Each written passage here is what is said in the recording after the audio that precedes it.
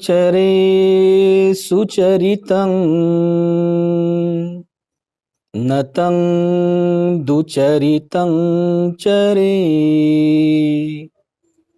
धम्मचारी सुखं सेति अस्मिन् लोके परमि च।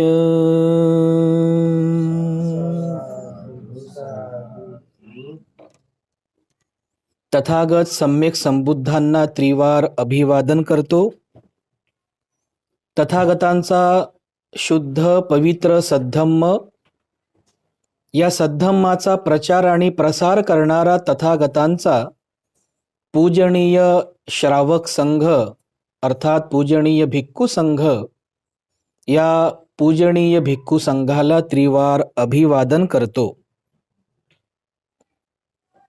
ज्यांच्या अथांग अमर्याद त्याग प्रभावामुळे या भारतभूमीला बुद्ध भूमीचे रूप पुन्हा प्राप्त झालं, असे बौद्ध धम्माचे पुनरुद्धारक तुम्हा आम्हा सर्वांचे उद्धार करते प्रज्ञा सूर्य बोधिसत्व डॉक्टर बाबासाहेब आंबेडकर यांच्या समग्र धम्मक्रांतीमध्ये जीवनाच्या शेवटच्या श्वासापर्यंत समर्पित राहून.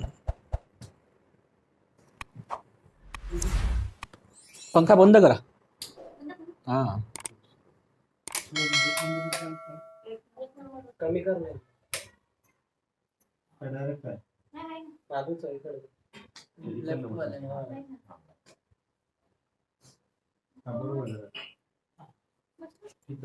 बस ठीक आहे. बस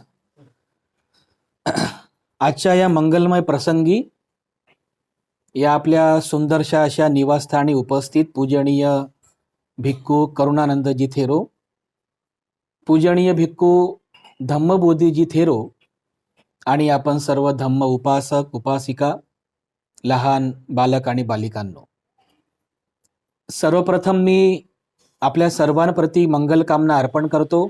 खूप खूप मंगलकामना अर्पण करतो. विशेष करून पगारे परिवार आणि पगारे परिवारातील आपण सर्व नातेवाईक, मित्रमंडळी, हितचिंतक, आपल्या सर्वांप्रती मी अनंत अनंत मंगलकामना अर्पण करतो. आपल्या सर्वांबद्दल मंगलकामना अर्पण करतो. उपस्थितांनो, आजच्या या धम्मसंस्काराच्या निमित्ताने तथागतांच्या उपदेशिलेल्या पवित्र आणि मंगलकारी धम्माला समजून घेऊन त्याचं आपण जीवनामध्ये आचरण करून आपलं जीवन सुखमय बनविण्याचा आपण सर्व प्रयत्न करीत आहोत. मी जी गाथा सुरुवातीला म्हटली, ही गाथा तर सर्वांनाच पाठ आहे. धम्मपालन गाथेमध्ये आपण ती नेहमीच म्हणत असतो. धम्मं चरे सुचरितं नतं दुचरितं चरे धम्मचारी सुखं सेती अस्मिन् लोके परमि च. या गाथेचा अर्थ असा होतो, धम्मं चरे सुचरितं, धम्माचं सुचरण करावे म्हणजे धम्माचं चांगलं आचरण करावं. नतं दुचरितं चरे, दुराचरण करू नये किंवा चुकीच्या मार्गाने कधीही आचरण करू नये, चुकीचं आचरण करू नये. धम्मं चरे सुचरितं नतं दुचरितं चरे धम्मचारी सुखं सेती. धम्मचारी म्हणजे जो धम्माचं आचरण करतो त्याला धम्मचारी असं म्हणतात. धम्मचारी म्हणजे धम्माचं आचरण करणारा. धम्मचारी सुखं सेती म्हणजे असा धम्मचारी सुखाला प्राप्त करतो. अस्मिन् लोके परमि च म्हणजे हे जे आपला लोक आहे, हा जो लोकसमुदाय या इह लोकामध्ये तो तर सुखाला प्राप्त करतो. अस्मिन् लोके, ह्या लोकामध्ये, अस्मिन् लोके परमि च आणि मृत्यूच्या नंतरही त्याला सुगती प्राप्त होते, त्याला सुख प्राप्त होत असते. कोणाला? जो धम्मचारी आहे, जी धम्मचारिणी आहे, त्यांना या जन्मात तर सुख प्राप्त होतेच, पण मृत्यूनंतरही त्यांना सुगती प्राप्त होते. इतका मंगलकारी उपदेश या वचनांमध्ये तथागतांनी दिलेला आहे. म्हणजे या ठिकाणी भगवान बुद्ध असा उपदेश करतात की आपल्या सर्वांना धम्माचं सुचरण करायचं आहे, म्हणजे धम्माचं आपल्याला चांगलं आचरण करायचं आहे. ज्यांना असं वाटतं की मला माझ्या जीवनामध्ये सुख पाहिजे, ज्यांना असं वाटतं की मला माझ्या जीवनात कोणत्या प्रकारचं दुःख होऊ नये, माझ्या जीवनामध्ये कोणत्या प्रकारची अशांती येऊ नये, माझा कुठे पराजय होऊ नये, माझी कुठे निंदा होऊ नये, मी दुःखाला सामोरे जाऊ नये, तर त्या सर्वांनी आपल्या जीवनामध्ये धम्माचं सुचरण करावं, धम्माचं चांगलं आचरण करावं. भगवान बुद्ध या संदर्भामध्ये एक महत्वाचा उपदेश करतात की जसं धम्माचं आचरण आपल्याला करायचं आहे, म्हणजे बुद्धाने जो मार्ग शिकवला, शील मार्ग, समाधी मार्ग, प्रज्ञा मार्ग, बरोबर आहे, धम्म मार्ग. तर हा धम्म मार्ग आचरण करण्यापूर्वी तो समजून घेणे महत्वाचं आहे, बरोबर आहे. धम्म म्हणजे ज्या मार्गाचं आपल्याला आचरण करायचं आहे तो मार्ग व्यवस्थित समजून घेणं हे जास्त महत्वाचं आहे.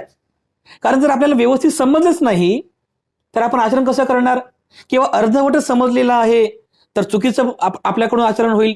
त्यामुळे आचरण करण्यापूर्वी नेहमी नेहमी भिक्खू संघाकडून धम्मदेशना ऐकणे, तो धम्म प्रॉपर पद्धतीने व्यवस्थित समजून घेणे आणि त्याचं प्रॉपर सुचरितं म्हणजे चांगलं आचरण करणे हे आपल्या सर्वांसाठी फार महत्वाचं आहे. तर यासोबत सोबत भगवान बुद्ध आणखीन महत्वाचा उपदेश करतात की जसं बघा, एक उदाहरण म्हणून की जसं आपण हे मोबाईल्स वापरतो की नाही, मोबाईल वगैरे आपण वापरतो, तर मोबाईल वापरत असताना जसे स्मार्टफोन आहेत, तर स्मार्टफोन वापरत असताना ज्याप्रमाणे आपण काही नवीन नवीन ऍप इन्स्टॉल करतो ना, जे गरजेचं आहे की नाही, ज्याची आपल्याला आवश्यकता आहे, जसे नवीन नवीन ऍप आपण इन्स्टॉल करतो, पण या सोबत सोबत एक वॉर्निंग सुद्धा येत असते की अमुक अमुक व्हायरस धोकादायक आहे, जो तुमच्या मोबाईलला हानिकारक आहे, बरोबर आहे. असे मेसेज देतात ना व्हायरसेस, की ज्या व्हायरसेसमुळे तुमचा मोबाईल हा बंद पडू शकतो, तुमच्या मोबाईलमधील डाटा हा म्हणजे फॉर्मेट होऊ शकतो वगैरे वगैरे. तर या ठिकाणी अशी जेव्हा वॉर्निंग आपल्याला मिळते तेव्हा आपण लगेच सतर्क होतो, अरे आपण तर हे ऍप इन्स्टॉल करीत आहोत, परंतु यासोबत सोबत ऑनलाईन पद्धतीने व्हायरसेस सुद्धा येऊ शकतात, जे आपला मोबाईल खराब करू शकतात, आपला डाटा हायजॅक करू शकतात, आपला डाटा फॉर्मेट करू शकतात. माणूस लगेच सतर्क होतो आणि मग त्या व्हायरसला नष्ट करण्यासाठी दुसरं काहीतरी अँटीव्हायरस वापरतो की जेणेकरून आपला मोबाईल खराब होऊ नये, बरोबर आहे की नाही. भगवान बुद्ध या मानवी जीवनाचं चिंतन करताना आणि तो उपदेश करताना सुद्धा याच पद्धतीने उपदेश करतात. म्हणजे धम्माचं आचरण तर आपल्याला करायचंच आहे, म्हणजे हे ऍप धम्माचं जे ऍप आहे ते आपण इन्स्टॉल करतच आहोत, हळूहळू हळूहळू आपल्यामध्ये अंगीकार करत आहोत. पण या सोबत सोबत असेही काही व्हायरसेस आहेत ज्याला भगवान बुद्ध अधम्म असं म्हणतात.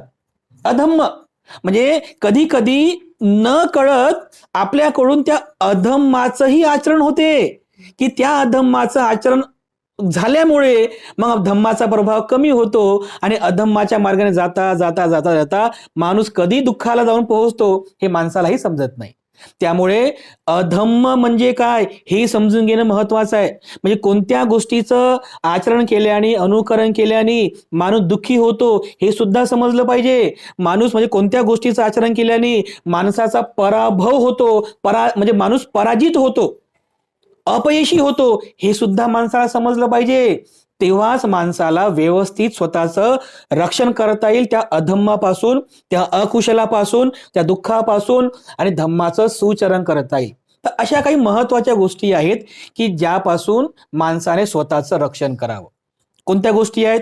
ह्या अशा काही गोष्टी आहेत ज्या तुमच्या दैनंदिन जीवनामध्ये, म्हणजे अगदी सकाळी झोपेतून उठल्यापासून तर रात्री झोपेपर्यंत पूर्ण दिवसभर, इव्हन रात्री झोपेतही 24 आवर्स 24/7 प्रत्येक क्षणाक्षणाला तुम्ही सतर्क राहून, सावधान राहून या गोष्टींपासून स्वतःचं रक्षण करावं. हे जे व्हायरसेस आहेत जे तुम्हाला दुःखाकडे घेऊन जातात, जे तुम्हाला शोकाकडे घेऊन जातात, हे व्हायरसेस आपण ओळखले पाहिजे, ज्याच्यामुळे तुमचा पराभव होतो, तुमचा पराजय होतो, तुम्ही अयशस्वी होता. तर या संदर्भातला अत्यंत महत्वाचा उपदेश भगवान बुद्धांनी केलेला आहे. त्या उपदेशाला पाली साहित्यामध्ये पराभव सुत्त असं म्हणतात.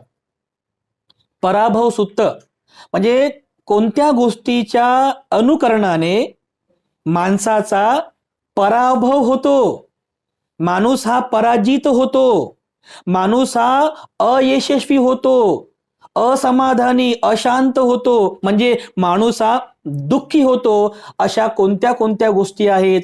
तर या उपदेशामध्ये भगवान बुद्धांनी अशा एकूण 11 प्रकारच्या गोष्टींचा 11 प्रकारच्या गोष्टींचा उपदेश केलेला आहे.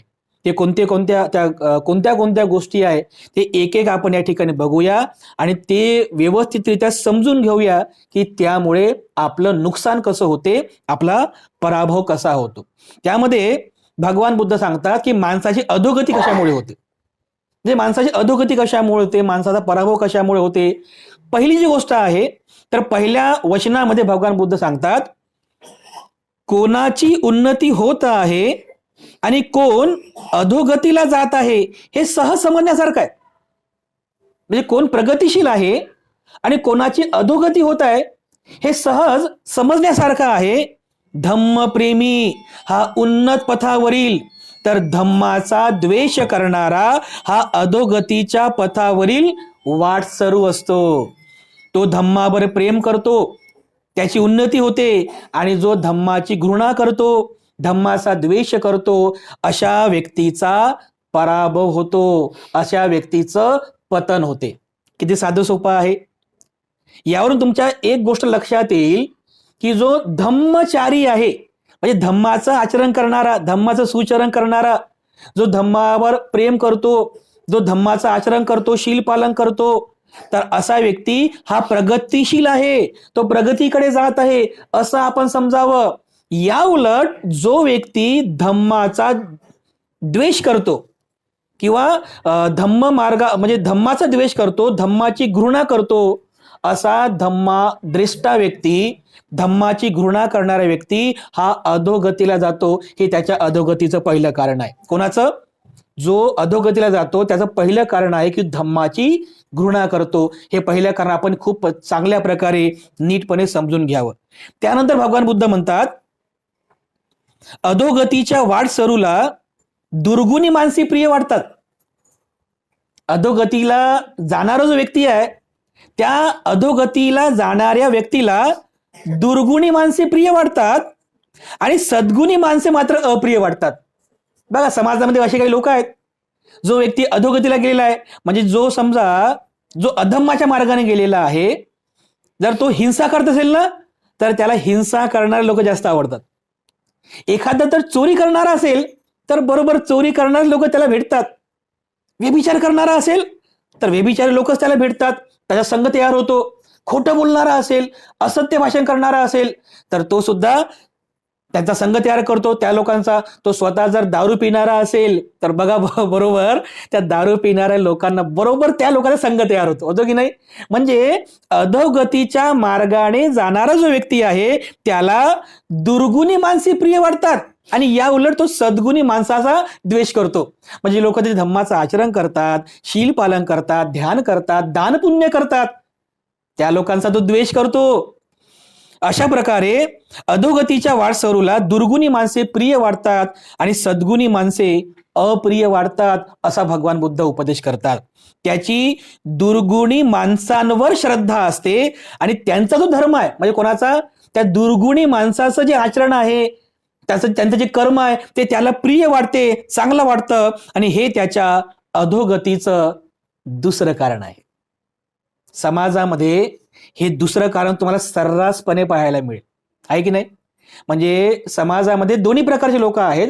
धम्माचं आचरण करणारे पण लोक आहेत, धम्माचा द्वेष करणारे आणि धम्माच्या विरुद्ध आचरण करणारे लोक सुद्धा तुम्हाला समाजामध्ये पाहायला मिळतील. हे जे दुसरं कारण भगवान बुद्ध सांगतात ना, हे जी लोक आहेत ही लोक, यांना सद्गुणी लोक प्रिय नसतात.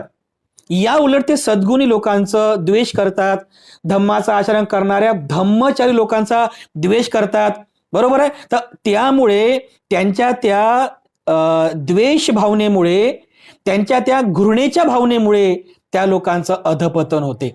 ते लोक दुःखाला सामोरे जातात. हे त्यांच्या अधोगतीचं दुसरं कारण आहे असं भगवान बुद्ध सांगतात. त्यानंतर पुढे भगवान बुद्ध सांगतात, पुढचं कारण झोपाळूपणा. झोपाळूपणा, निरर्थक गप्पा मारण्याची आवड, निरुद्योगीपणा, भयंकर आळस आणि क्रोधिष्ठता हे सर्व दुर्गुण असणे हे अधोगतीचं तिसरं कारण आहे ना सोपं? समजून सांगायची गरज आहे? किती सोपं आहे. भगवान बुद्ध म्हणजे किती छोट्या छोट्या गोष्टी आहेत बघा, छोटी छोटी लेकिन मोठी बाते, लहान लहान गोष्टी आहेत. अरे पण यामुळे सुद्धा माणूस दुखी होतो, हे माणसाला समजत नाही. झोपाळूपणा म्हणजे मॅक्झिमम वेळ हा झोपेत जाणे. झोपाळूपणा म्हणजे म्हणजे झोपू नये असा याचा अर्थ होत नाही बरं. झोपाळूपणा म्हणजे झोपेचा रोग लागणे, म्हणजे कामधंदा न करणे आणि झोपूनच राहणे. त्याच्यामुळे काय होते की आपल्यामध्ये मद तयार होते, आपल्यामध्ये आळस तयार होतो, आपल्यामध्ये गुंगी निर्माण होते. त्यामुळे माणूस शीलपालन करू शकत नाही. बरोबर आहे, शीलपालन करू शकत नाही, माणूस धम्माचं आचरण करू शकत नाही. याला कारण तुमचा झोपाळूपणा आहे. त्यामुळे झोपाळूपणा म्हणजे निरर्थक झोप घेणे किंवा अत्यंत अतिरिक्त झोप घेणे. हा जो झोपेचा रोग माणसाला जडला तर हे सुद्धा माणसाच्या अधोगतीचं कारण ठरू शकते. त्यामुळे आवश्यक तेवढी झोप माणसाला आवश्यक आहे. बरोबर आहे की नाही? माणूस जर दिवसभर काम करतो तर किमान 6 ते 7 तास माणसाला झोप हवी, आवश्यक आहे. परंतु अतिरिक्त झोप घेणे, निरर्थक म्हणजे वेळेचा अपयोग करणे आणि आपला वेळ वाया घालवणे हे सुद्धा अधोगतीचं कारण ठरू शकतं. झोपाळूपणा, निरर्थक गप्पा मारण्याची सवय असणे. काही काही लोकांना निरर्थक गप्पा मारायचे, कॉमेंट्रीज करत राहतात. कॉमेंट्री म्हणजे वेळ भरपूर आहे, कंटिन्युअसली कॉमेंट्रीज करतात, इकडच्या गप्पा तिकडच्या गप्पा, अशी चर्चा की ज्याच्यामुळे माणसाचं काही भलं होत नाही, जे माणसाच्या कल्याणाचं नाहीये, ज्यामुळे माणसाला चांगलं असं थिंकिंग येत नाहीये. निरर्थक गप्पा, कोण कुठे गेला, कोण कुठून आली आणि कोण कुठे चाललं, ह्याच गप्पा असतात. मग गप्पा टप्पा मारत मारत दिवस कसा निघून जातो आणि आपल्या वाणीचे कसे अकुशल कर्म होतात हे सुद्धा त्या माणसाला समजत नाही. म्हणून निरर्थक गप्पा मारणे, गॉसिप्स करणे हे सुद्धा माणसाच्या अधोगतीचं कारण ठरू शकते. भगवान बुद्ध म्हणतात की निरर्थक गप्पा मारणे, बडबड करणे किंवा कठोर बोलणे किंवा कॉमेंट्रीज करणे, गॉसिप्स करणे निरर्थक हे सुद्धा माणसाच्या अधोगतीचं कारण आहे. सोबतच म्हणतात की निरुद्योगीपणा म्हणजे आळस करणे. यावेळेला आपण उद्योगी राहायला पाहिजे. जे लोक निरुद्योगी आहेत म्हणजे काम करत नाहीत, जे मेहनत करत नाहीत, कष्ट करत नाहीत, नेहमी आळस करतात, गुंगी करतात, जसं बुद्धाने सांगितल्याप्रमाणे झोपेमध्ये आपला वेळ घालवतात, निरर्थक कॉमेंट्रीज करण्यामध्ये आपला वेळ घालवतात, निरर्थक कामांमध्ये आपला वेळ खर्ची करतात, उद्योग करीत नाहीत, तर अशा निरुद्योगी स्वभावामुळे सुद्धा त्या माणसाचं म्हणजे पतन होऊ शकते, हे त्याच्या अधोगतीचं कारण ठरू शकते. त्यासोबत सोबत क्रोधिष्ठता म्हणजे क्रोध करणे, एकमेकांचा क्रोध करणे, परिवारातील लोकांचा क्रोध करणे, शेजाऱ्या पाजाऱ्यांचा क्रोध करणे, समाजातील चांगल्या लोकांचा क्रोध करणे हे सुद्धा त्याच्या अधोगतीचं कारण ठरू शकते. म्हणून भगवान बुद्ध या ठिकाणी सांगतात या वचनामध्ये की झोपाळूपणा, गप्पा मारण्याची आवड, निरुद्योगीपणा, आळस करणे आणि क्रोधिष्ठता हे त्याच्या अधोगतीचं तिसरं लक्षण आहे, तिसरं कारण आहे. पुढच्या वचनामध्ये भगवान बुद्ध म्हणतात की त्यांचे आई बाप वृद्ध झाले, त्यांच्याजवळ असताना आणि जवळ भरपूर संपत्ती असूनही मुलांनी त्यांचे पालन पोषण न करणे हे सुद्धा त्याच्या अधोगतीचं चौथं कारण आहे. हे सुद्धा समाजामध्ये हे कारण आपल्याला पाहायला मिळतात की नाही, आहे की नाही? म्हणजे एक सुपुत्र आहे, म्हणजे विचार करा की एक आई 9 महिने 9 दिवसांपर्यंत त्याला आपल्या पोटामध्ये बाळगते, त्याच्यावरती प्रेम करते, मृत्यू सम दुःख सहन करून, तो त्रास सहन करून त्याला जन्मास घालते, मायबाप त्याला लहानाचं मोठं करतात, त्याचं पालन पोषण करतात. अपेक्षा काय असते की आम्ही म्हातारे झाल्यानंतर याने सुद्धा आमची खूप चांगली सेवा करावी, आमची शुश्रूषा करावी, ही अपेक्षा असेल मायबापांची. भगवान बुद्धांचा उपदेश बघा किती तंतोतंत लागू पडतो आजच्या या काळामध्ये की आई वडील हे वृद्ध झाले, म्हातारे झालेले आहेत, ते आता कमजोर झालेले आहेत, म्हातारे झाले, ते स्वतः करू शकत नाही आहेत, त्यांना सेवेची गरज आहे, त्यांना सेवकांची गरज आहे. तर त्यावेळेस जेव्हा आई बाप वृद्ध झाले आणि तो पुत्र, त्याच्याकडे सर्व क्रायटेरिया आहे, त्याच्याकडे भरपूर संपत्ती आहे, सगळ्या सुखसुविधा आहेत, सगळ्या भौतिक सुख साधनांनी तो युक्त आहे, एवढं असूनही तो जर मुलांनी तर त्या मातापित्यांचे पालन पोषण केले नाही तर ते सुद्धा त्याच्या अधोगतीचं चौथं कारण आहे. बघा बांधवांनो, म्हणजे आजकाल आपण ह्या गोष्टी पाहतो समाजामध्ये की जे मायबाप आपल्या मुलांना जीवनभर पर्यंत सगळ्या सुखसुविधा देतात, सगळ्या सुखसुविधा देतात, पोटाला चिमटा घेतील, एक घास कमी खातील, पण पोराचं पालन पोषण करतात. पण असे जे पोरं असतात नंतर त्यांना याची कीव येत नाही, त्यांना याची किंमत येत नाही, तर ते त्यांच्या अधोगतीकडे जात असतात. भगवान बुद्ध सांगतात हे, म्हणून माय बापांची सेवा करणे हे तेवढंच जास्त महापुण्य आहे. तर आपण हे लक्षात घेतलं पाहिजे की ज्याचे आई बाप वृद्ध झालेले आहेत आणि जवळ विपुल संपत्ती असूनही त्यांनी जर आपल्या आई वडिलांचं पालन पोषण केलं नाही तर हे त्याच्या अधोगतीचं चौथं कारण आहे. त्यानंतर पुढे भगवान बुद्ध म्हणतात की श्रमण किंवा अन्य उत्तम मार्ग दाखविणाऱ्या शास्त्याला किंवा धर्मगुरूला असत्य भाषणांनी ठकविणे हे अधोगतीचं पाचवं लक्षण आहे. कोणाला ठकवतात?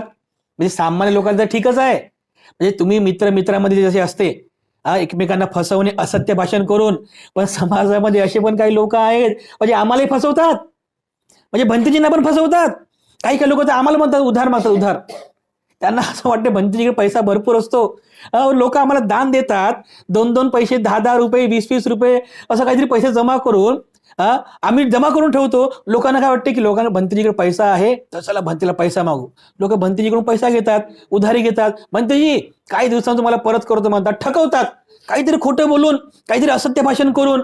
तर बुद्ध काय म्हणतात की एखादा श्रमण समाजामध्ये राहत असताना, एखादा श्रमण, एखादा धर्मगुरू किंवा तुमच्या कल्याणाचा मार्ग सांगणारा एखादा शास्त्र असेल तर अशा लोकांना असत्य भाषण करून ठकविणे, फसविणे हे त्याच्या अधोगतीचं पाचवं कारण आहे. हे सुद्धा आपण खूप चांगल्या प्रकारे समजून घेतलं पाहिजे. त्यानंतर पुढच्या वचनामध्ये भगवान बुद्ध म्हणतात की आपल्याजवळ विपुल द्रव्य, सुवर्ण, धनधान्य असूनही त्या सर्वांचा एकट्यानेच उपभोग घेणे हे त्याच्या अधोगतीचं 6वं कारण आहे. म्हणजे माणसाकडे, आता तुम्ही सगळे गृहस्थी लोक आहात, बरोबर आहे, पती पत्नी, आई वडील, मुलं बाळ, घर संसार हे सर्व तुम्हाला प्रपंच सांभाळायचा असतो. ज्यावेळेस एखादा व्यक्ती स्वतःकडे विपुल द्रव्य आहे, भरपूर पैसा आहे, सर्व प्रकारच्या भौतिक सुख साधना आहेत, पण तो त्या सर्व सुख साधनांचा एकट्यानेच उपभोग घेतो. त्याच्या मनामध्ये जराही विचार येत नाही की आपल्या मिळकतीला काही हिस्सा हा लोक कल्याणासाठी आपण वापरला पाहिजे, याचा आपण थोडंसं दान पुण्य करायला पाहिजे, धम्म प्रचार प्रसार करता याचा आपण दान पुण्य करायला पाहिजे, असाही विचार येत नाही. एकट्याने त्याचा उपभोग घेतो, एकट्याने उपभोग घेतो. परिवारात सुद्धा त्याचा उपभोग घेऊ देत नाही, नातेवाईकांना सुद्धा त्याचा लाभ होऊ देत नाही. म्हणजे इव्हन संकट काळातही तो त्या पैशाला उपभोगामध्ये आणत नाही. तर भगवान बुद्ध या संदर्भात पण हा उपदेश करतात की तो व्यक्ती स्वतःजवळ विपुल द्रव्य असतानाही, भरपूर धनधान्य असतानाही त्याचा एकट्यानेच उपभोग घेतो हे त्याच्या अधोगतीचं 6वं लक्षण आहे. पुढच्या उपदेशामध्ये, पुढच्या वचनामध्ये भगवान बुद्ध म्हणतात आपले कुळ, आपली संपत्ती, आपली जात याचा निरर्थक अहंकार बाळगून आपतेष्टांचा तिरस्कार करणे हे अधोगतीचं 7वं लक्षण आहे. असतात असे काही लोक, आमच्यापेक्षा तुम्हाला याचा जास्त अनुभव असेल, आहे की नाही, माझ्याकडे भरपूर पैसा आहे म्हणून नातेवाईकांचा द्वेष करायचा, माझ्याकडे मोठं घर आहे राहायला म्हणून नातेवाईकांचा द्वेष करायचा, मी अमुक या जातीचा, तर जातीचाही काही लोक निरर्थक अभिमान बाळगतात, जातीचा, मी अमुक शक्तिमान आहो, मी बलवान आहो, याचाही लोक निरर्थक अभिमान बाळगतात. म्हणजे आपलं जे कुळ आहे, कुळाचा निरर्थक अभिमान बाळगणे, आपल्या संपत्तीचा, आपल्याकडे असलेल्या संपत्तीचा निरर्थक अभिमान बाळगणे, किंवा आपली जात याचा निरर्थक अभिमान बाळगणे, आणि आपल्या शेजाऱ्यांचा, आपल्या नातेवाईकांचा, आपल्या समाज बांधवा, आपल्या समाजातील लोकांचा निरर्थक म्हणजे त्या आप्तस्वकीयांचा तिरस्कार करणे हे त्याच्या अधोगतीचं 7वं लक्षण आहे, 7वं कारण आहे, असं भगवान बुद्ध या ठिकाणी उपदेश करतात. पुढील उपदेशामध्ये भगवान बुद्ध म्हणतात, हे सुद्धा महत्वाचं आहे, व्यभिचार, मद्यपान, जुगार आणि ऐश आरामामध्ये द्रव्याचा अपव्यय करणे हे अधोगतीचं 8वं कारण आहे. किती साधं सोपं आहे आणि किती महत्वाचं आहे की नाही. आपल्याकडे असणाऱ्या संपत्तीचा अपव्यय होणे, आपल्याकडे जो पैसा आहे, जो पैसा तुम्ही मेहनतीने कमवलेला आहे, मला तरी वाटतं जो व्यक्ती मेहनतीने पैसा कमवतो त्याला त्या पैशाचं महत्व असते, की आपण पैसा मेहनतीने कमावलेला आहे, कष्टाने कमावलेला आहे, तो त्याचा निरर्थक अपव्यय करत नाही. परंतु कधी कधी जर प्रज्ञा नाही आहे, शहाणपणा नाही आहे, पैशाचं महत्व नाही आहे, तर असा दुर्गुणी व्यक्ती त्या पैशाचा अपव्यय करतो. कुठे कुठे? व्यभिचारी मार्गामध्ये, व्यभिचाराच्या मार्गामध्ये पैशाचा अपव्यय करतो. मद्यपानामध्ये, म्हणजे दारू नशापानीमध्ये पैशाचा अपव्यय करतो. जुगार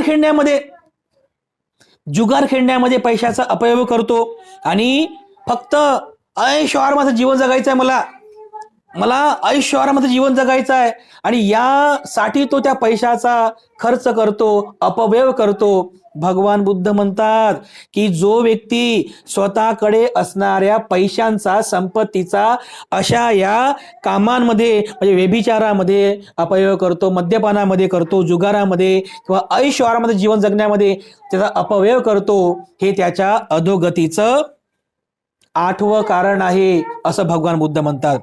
पुढील वचनामध्ये भगवान बुद्ध सांगतात की स्वस्त्रीमध्ये समाधान न पावता वेश्या, गणिका आणि परस्त्रिया यांच्याकडे जाणे हे अधोगतीचं 9वं लक्षण आहे. म्हणजे 3रं शील भगवान बुद्धांनी या ठिकाणी सांगितलेलं आहे.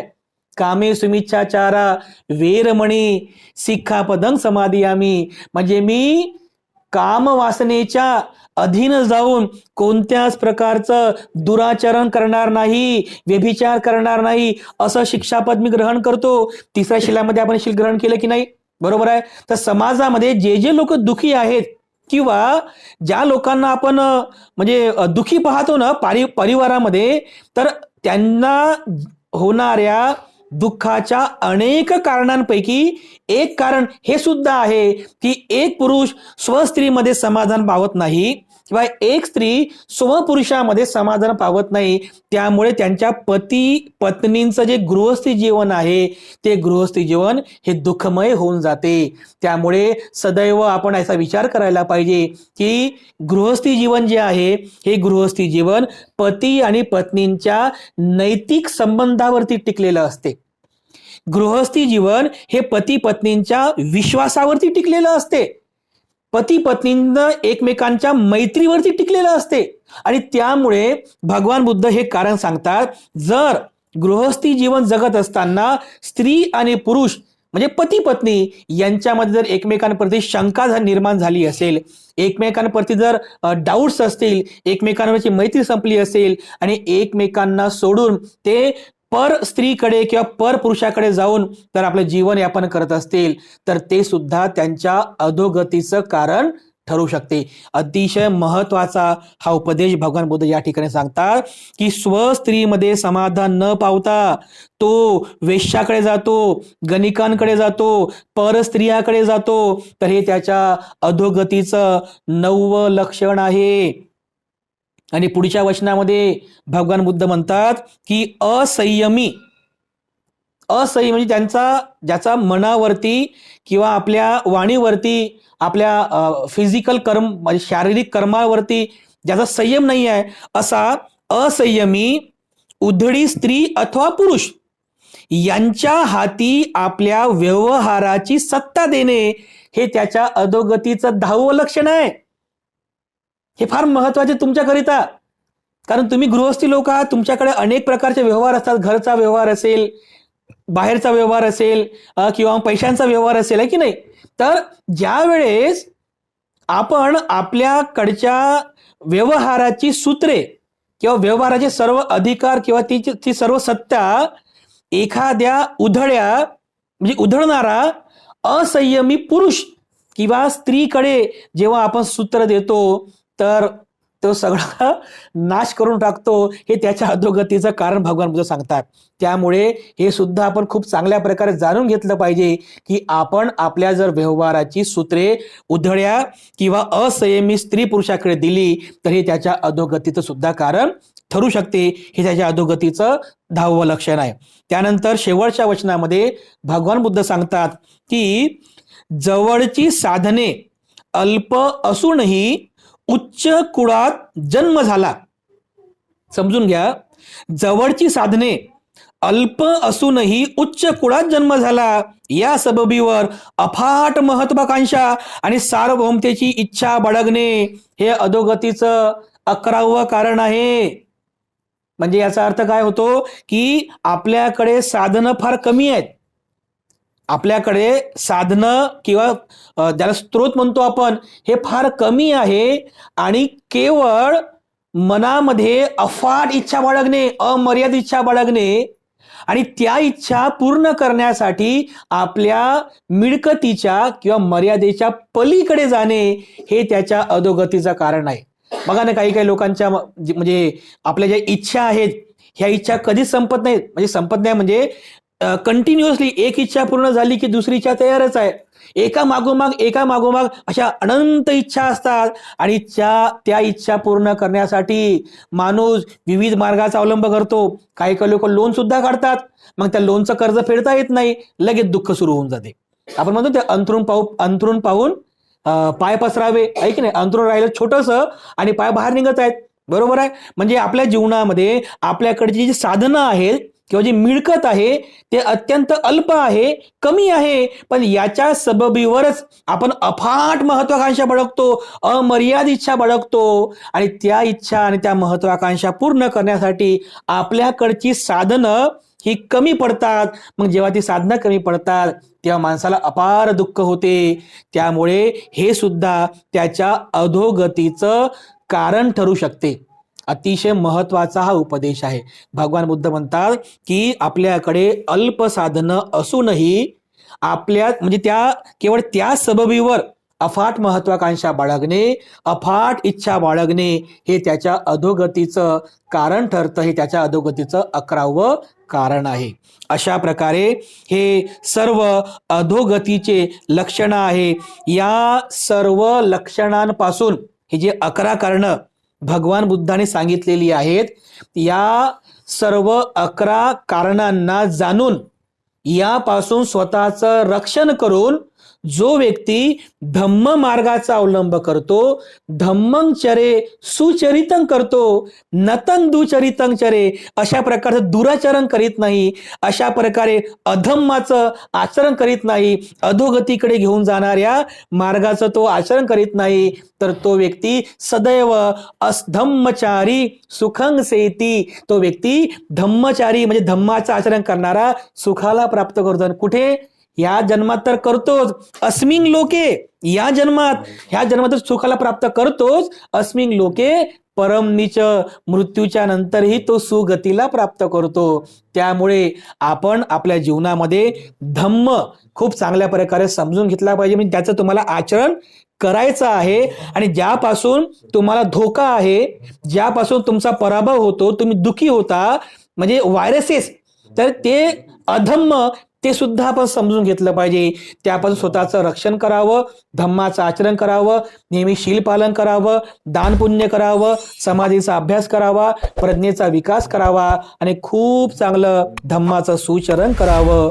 यामध्ये आपल्या सर्वांचं मंगल आहे, सर्वांचं कल्याण आहे.